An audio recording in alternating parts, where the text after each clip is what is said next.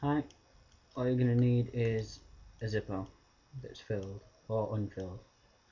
Right, to start with, you start with the hinge here and flick it down. From here, you take this finger, put it there, flick it over,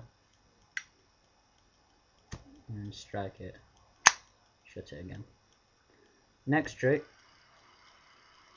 hold it so that the hinge is on the opposite side to your fingers, and your thumb on the bottom. What you do, squeeze, and it should open. Another one that I've come up with is hold it with the hinge towards you and just push it away from you, and it should open.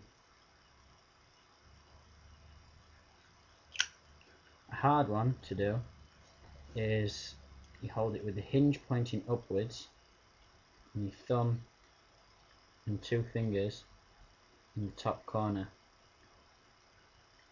and you squeeze it against your palm here,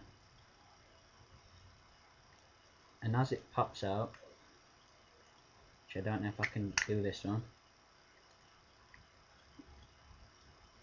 it opens. That's it.